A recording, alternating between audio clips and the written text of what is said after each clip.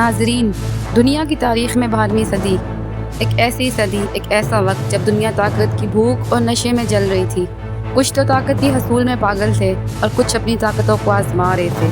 جنگیں، سازشیں اور خون کی ندیاں، مگر انہی اندھیروں میں ایک چراغ روشن ہوا، ایک ایسا نام جو صرف مسلمانوں کا ہیرو نہیں بلکہ انسانیت کا نشان بنا: صلاح الدین ایوبی۔ یہ کہانی ہے ایک ایسے مرد مومن کی جس نے صرف اپنی تلوار سے نہیں بلکہ اپنے ایمان سے تاریخ بدل دی۔ صلاح الدین ایوبی 1137 عیسوی میں عراق کے شہر تقیت میں پیدا ہوئے۔ ان کا پورا نام یوسف بن ایوب تھا۔ کرد خاندان سے تعلق رکھنے والے صلاح الدین بچپن ہی سے نیک، دیندار اور عاجزی سے بھرپور شخصیت کے مالک تھے۔ ان کے والد ایوب اور چچا شیر کو سلطان نور الدین زنگی کے سپاہی تھے۔ ان کی صحبت میں صلاح الدین نے جہاد، حکمت اور عدل کے سبق سیکھے۔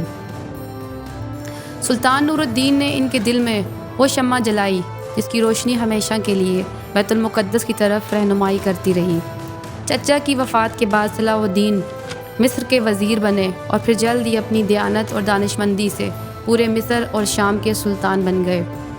لیکن ان کے دل میں ایک ہی آگ جل رہی تھی: بیت المقدس جو صلیبیوں کے قبضے میں تھا، جہاں مسلمانوں کا خون بہایا گیا اور جہاں صلیب گاڑ دی گئی۔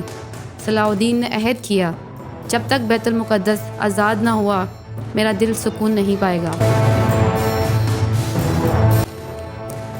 سن 1887 عیسوی میں صلاح الدین ایوبی نے ایک فیصلہ کن جنگ کی تیاری کی، وہ جنگ جو اسلام کی تاریخ بدلنے والی تھی۔ میدان تھا حطین، ایک خشک وادی بیت المقدس کے نزدیک۔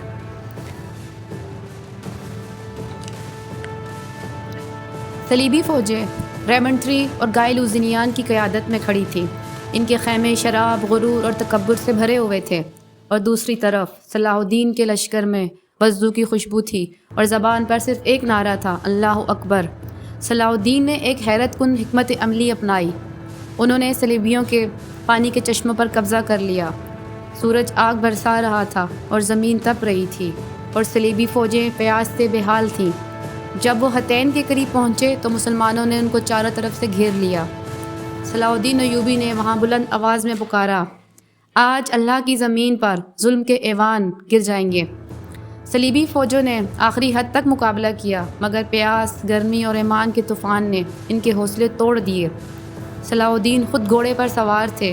ان کی آنکھوں میں آگ نہیں بلکہ رحم کی ایک چمک تھی۔ کچھ ہی گھنٹوں میں صلیبی لشکر ٹوٹ گیا، ہزاروں گرفتار ہو گئے۔ وہ صلیبی پرچم جو 88 سال تک لہراتا رہا، آج زمین بوس ہو گیا۔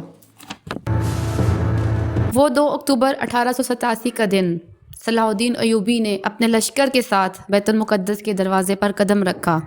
شہر کی فضا میں خوف نہیں بلکہ انتظار تھا۔ صلاح الدین نے جنگ نہیں کی بلکہ صلح اور عدل کے دروازے کھول دیے۔ انہوں نے اعلان کیا، جو ہتھیار ڈالے گا اسے امان دی جائے گی، کسی عورت، بچے یا بوڑھے کو نقصان نہیں پہنچایا جائے گا۔ جب صلیبی عورتیں روئیں کہ ان کے شوہر تو قید میں ہے، تو سلطان نے ان کے لیے فدیہ معاف کر دیا۔